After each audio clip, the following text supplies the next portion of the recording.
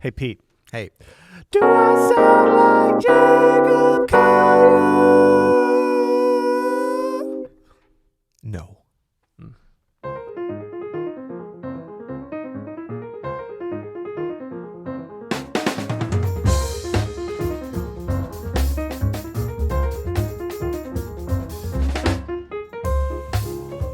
I'm Adam Maness. And I'm Peter Martin. And you're listening to the You'll Hear podcast. Daily jazz advice coming at you. Hey, cheers, buddy. Happy vacation cheers. to me. Yeah. I'm on vacation right now. Must be nice. Yeah, it is nice. Except we I have to go to work.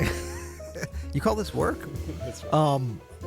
Speaking of vacations, didn't we do an episode one time when we talked about all your... Oh, no. We made fun of you because you were at Disney World with your family. Yeah, why would you make fun of someone? Because we were jelly. Oh, you know We what it were was? jelly. It's like I went to Montreal. You hear that, Ryan? We were jelly. I had a couple of Okay. vacations in a row Yeah. once, just by happenstance. I don't even know how it happened, honestly. Yeah. But this time, no, I'm not actually on vacation. I did take the weekend to go fishing with my family, which was awesome, down in Rockbridge, Missouri. Shout out to Rockbridge. Got a new sticker for my new computer. Once I get my new computer going on Rockbridge, Missouri. Excellent trout fishing. Okay, hopefully it's just Rockbridge, Missouri. Excellent trout fishing. There's not a flag as part of that. No, it's a rainbow trout flag. Okay, good. And that's it. Yeah, Okay. no, it's a bunch of trout nerds down there. Nice. Among other things. Right. But then I'm taking the rest of the week off. I'm doing some string ranging for the great Kennedy Holmes. Yes, that's going to be nice. I'm stoked. I was just thinking the trout nerds you said, did you spread the love about our podcast? Not necessarily that they'd be interested in this, but somebody down there might want to... Sorry, I'm having to take my headphones off because it's loud AF in here. Okay. Yeah. Oh, that's better, Ryan. Yeah, there you go. I mean, that's overkill a little bit. Split the difference. Split the difference. Yeah. But perhaps someone down there would like to start a trout daily podcast. Oh, I'm sure there's some kind what I'm of saying? trout podcast going on. Yeah. What do you know about noodling? I know not to do it Okay. on either music or trout. And first of all, it doesn't work on trout, but it does work on catfish. But that's done down in that area a little In bit. the isn't it? Ozarks, man. Yeah. I'll tell you what. Were you And, in the Ozarks? We were in the Ozarks, and the Ozarks are flippin' beautiful, man. Oh, it's They incredible. get a bad rep from all the TV shows and the meth and the crime and whatnot. Other than that, no, But- it is. It's incredible. And there are really cool people down there doing cool things, and Yeah. it's really just a gorgeous part of the country that gets a kind of a bad rap. And I'm just giving my love to the Ozarks right now. Ozarks are 'cause- awesome, and especially when you're not actually on the Lake of the Ozarks, which is where the show. Well, the show is filmed in Georgia. Yeah, but Fun it's supposed to fact. be on the Lake of the Ozarks. Yeah, Yeah. the Lake of the Ozarks is whatever. Yeah, I It mean, is it's what okay. it It's is. got some pretty parts It's too. all right, but yeah, but just the Ozarks. People only think of whatever it is. Not Dollywood. What's down there? Branson. Branson. Yeah. And which is in the Ozarks. Yeah. And the Lake of the Ozarks, but the Ozark mountain range, which is one of the oldest mountain range, For sure. is Gorgeous. beautiful. Gorgeous. Even like down into Arkansas and stuff. A lot of old granddads down there. There are a lot of old granddads drinking bottles of old granddad, perhaps. Yeah. So we got the Keystation out. We did our little witty banter intro. That was good. Tomorrow, you know what? I might come back at you tomorrow. So tune in. Oh, okay. Are you gonna be tuning in? I mean, I have to. You getting a text on vacation? What's up? Yeah, Okay. everybody wants to know where I'm at on my vacation. I'm like, I gotta have to go to work. Um, Daily Jazz Advice doesn't cease just because Adam wants to go trout fishing. That's right. You know what I'm That's saying? right. Okay, so today I wanted to drop kind of a pre-drop of a course that's going to be coming out in the next couple weeks. So a couple weeks ago, I launched a mini course called Jazz Piano Basics, and I hadn't heard of that. you hadn't, because it's done really well. It's been really popular with I'm some of being our... facetious. You talk about it every day. Well, I'm very proud of it. It's the only contribution when I've... you were fishing, that's words I didn't have to hear. That was nice, but Well, no, so it's going to be like this. It's going to be a series of mini courses. The first one was all about it was called Lead Sheet Breakdown. It was all about how to interpret a lead sheet. Go check that out on openstudiojazz.com. But I'm going to make another one, like the follow-up, and it's not really about lead sheets. This one, it's more about left-hand voicings, all kinds of left-hand voicings for piano. Just the basics of what every working pianist ought to know. We'll cover things like fourth voicings, rooted voicings, a little bit of stride even maybe. We'll see What, about clusters? that. Clusters will be in there. All kinds of just straight ahead to avant-garde to out stuff. what about drop two? You gonna cover that? That's two hands, bud. Oh, it is. Yeah, Oh, man, maybe that that's going to be confuses me. part of the two-hand course, Okay, got it. two-hand voicing course. Well, this should be good because I think this is, we get a lot of recurring questions, which is fun because it really helps us focus in on the areas that, folks are looking for help in. But this is, left-handed voicings is always coming up. Always coming up, and Yeah. there's a couple of easy things to remember. So today I thought we would talk about just how to create basic but good sounding Yeah.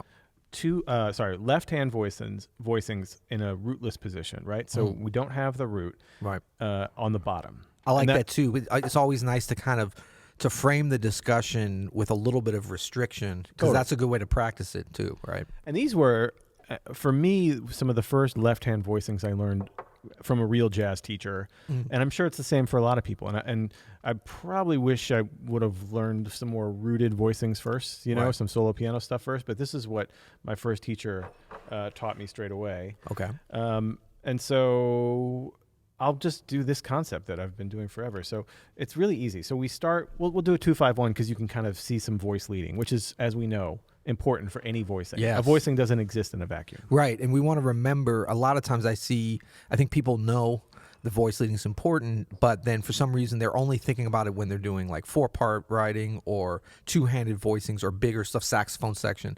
But even down to 2-note voicings. For sure. In fact, that's how you build up your ears so you can start to hear some of this stuff automatically. That's right. So we'll do a 2-5 in E flat. I like doing an E flat because it's kind of a nice range in the keyboard that you can do either inversion of these that we'll Even do. on the Keystation? Even on the Keystation. Nice. Sorry. Like it. I'll stop doing that now. So we'll start, though, by doing the very first thing you want to do with any voicing, and that's finding the shell. So Level 1. Level 1 here. Our 2-5-1 in E flat is, of course, F minor 7, B flat 7, E flat major 7. So for that F minor 7, we find the shell. In this case, we'll do the 7th on the bottom and the 3rd on the top, the E flat and the A flat. That would be as opposed to the 3rd on the bottom and the 7th on top, which would be your only other option. Right. Exactly right. So from here, just like any other voicing, we have the shell. We want to add some color notes, right? So we'll add, on this one, I think, what sounds great is the 5th and the 9th. So from the bottom up on this F minor 7, I have E flat, G, A flat, C. Here's how it sounds with the F.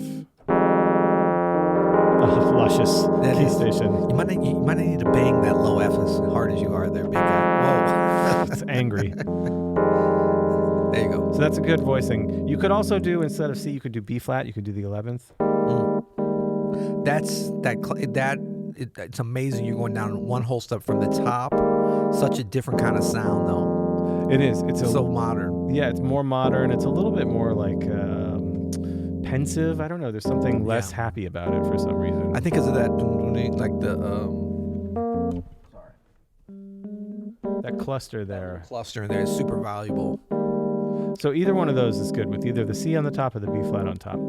So there's our first F minor 7. For the B flat 7, all we need to do, and I play this voicing all the time, is move that E flat down to D. Yep. So I have D, G, still that cluster, G, A flat, and C. The G now becomes the 13, and the C now becomes the 9 of B flat. And I think play those, just that change from the 2 to the 5 with only the shell. Because that's really the foundation, like, of hearing that. And I think when people will be able to hear, and then when you play the outside, the whole voicing, you want to still hear that shell. Because I think, and go back to the shell with the perfect fourth, that, if you can understand the voice leading of the no, and you can hear that, and then you hear everything else around it, then you'll have a foundation that you can really take to a lot of different keys with these voicings. That's right. Okay, so now the 1 chord, we do the shell, we do the 7th and the 3rd, and then we'll add the 9th and the 13th of E flat. Your color notes.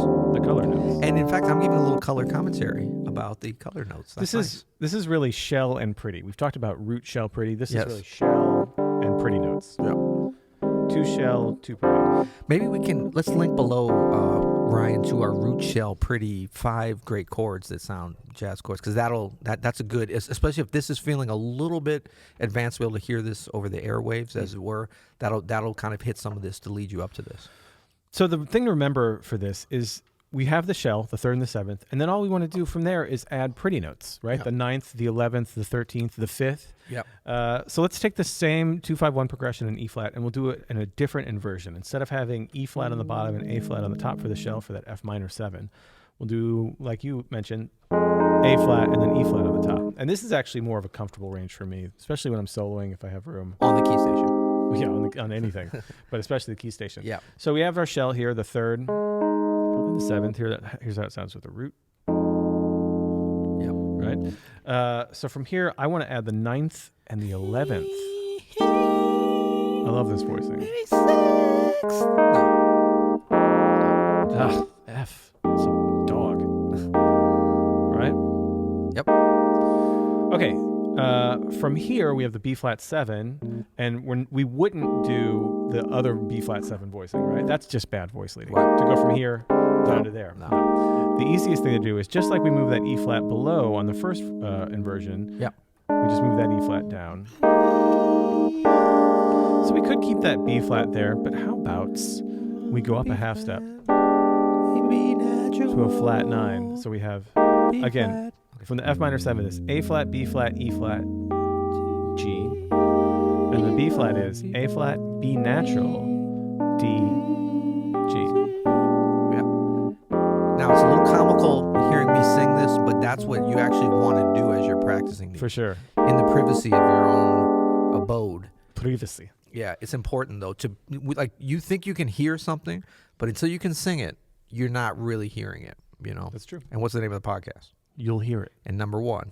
Listen. Dang, that dude's on vacation, but his mind is always there, man. Always here. Always there. Okay, so we're here from the B flat 7. So, okay, we need the shell for the E flat for the 1, right? So obviously from here it's G and D, or is it?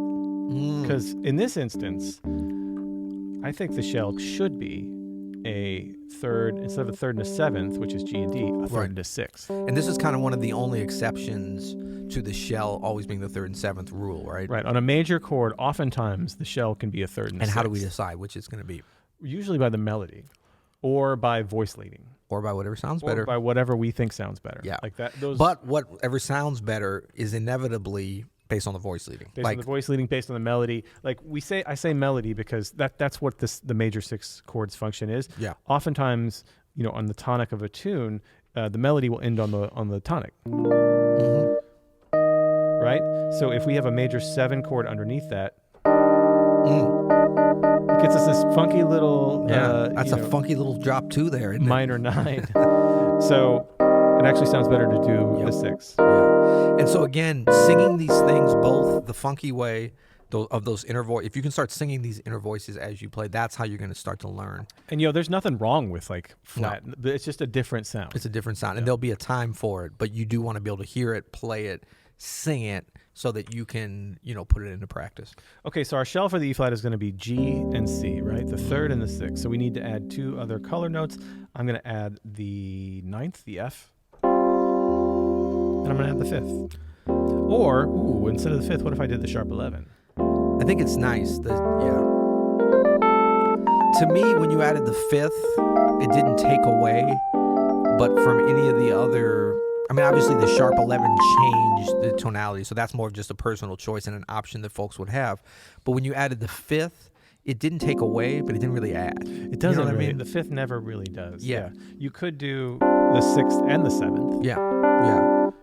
I like that sharp 11 because especially. And there's nothing ugly about the 5th. It's just kind of there. Or you don't have to be so strict with everything has to be 4 notes. You could just do G, C, and F. Perfectly acceptable. Then you get that great symmetry of the 4th voicing there.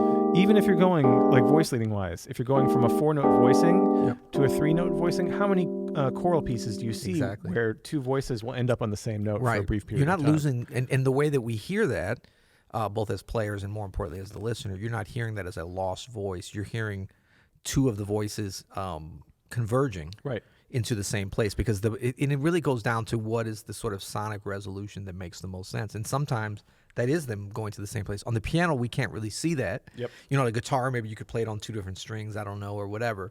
And certainly a choir, which when we talk about voice leading, that's the best way to understand for sure any kind of voice. That's why we say sing these things as you go. I mean, you could see it on the piano in say like Bach fugues or 3-part inventions. Oh, if you're doubling. It happens all the time where you'll see the voices come together. Right. Because it was written for the organ, so that You'd have a different manual. You could have a different manual if you wanted. Right. But even just the idea of it, of those two voicings coming together, it's totally acceptable. This is great stuff. Speaking of manuals, I think you should make a manual to this. Whoa, that's going to be volume 2. That's what I'm saying. Jazz Piano Basics Volume 2, left-hand voicings. This will be a part of it, as will like chordal voicings, fourth voicings, rooted voicings, clusters. What else did I promise? GPS. Oh, guided practice sessions. Can we do that on this? You're painting me into a box now. Sorry. We could do guided practice sessions. I think so. Those have been popular. I think that this is an area, it might not intuitively feel like that's where it would go, but actually, you got to think about little baby Adam. Little Adam Maness when he was in a diaper and wasn't so adept at this. Okay. You could have used a little guided practice on this. I could have used like it a now little. you can play this stuff, but like really, and that's, I think sometimes people have problems with left-handed voicings and two-handed voicings and just voicings in general because they don't put in the time. It feels like, oh, I've got that voicing. Yeah. So I don't need to practice it. Okay, maybe they'll practice it in all keys, but after that, they're like, I know that voicing. But this type of thing of going through a progression, and a 2-5-1 is certainly just level 1. Well, really a 5-1 is sort of level 1. But going through a progression is the way that you could practice this and having a little bit of guidance in that and getting that discipline of actually going through these will start to give folks. Because I noticed that, you know, when I was adding left-handed voicings, either from transcriptions or things that I would see pianists do or just stuff that I would discover, sounds that I liked, they didn't incorporate in the same way that a line would into my playing. I think partly because, you know, our ears, just like any listener, is naturally gravitates towards what's on top. So hearing these inner voice and stuff is harder. It's actually harder than just hearing a single line or 2 notes up in the right hand or treble area or whatever. Yeah. So give them a shed. And look out for Jazz Piano Basics Volume 2, left-hand voicings coming to a theater near you. Oh, I wish it was in a theater. No, it's just going to be in that would be a lot, though, wouldn't it? It would be too much. Would that be overkill? Yeah, a little bit. And also impractical. Bring your Keystation with you to the Tivoli Theater and watch Adam Maness on the big screen. Could get ugly. In HD. Could get ugly. That'd be fun. Yeah, all right. Well, I was about to say till tomorrow, but we need to talk about, we got a song, don't we? We do have a song. Hold on, stall. Okay, we're going to just do a little bit of shapap. I don't have the Keystation from, so I'm just going to do a little rhythmic. Okay, I could do a little. No, I got it. Okay, so this is our listener tune today. I'm going to stall a little bit, my brother Adam. Nice. What's going on, Ryan? Singing the blues. Hold on, Andrew might have started this tune already. So this is, we're going to listen to Street Beat from the Brass Monkey Band. This was sent in to us by our listener, Kevin Stevens. Thank you, Kevin. Thanks, Kevin. Yeah. And until tomorrow. You'll hear.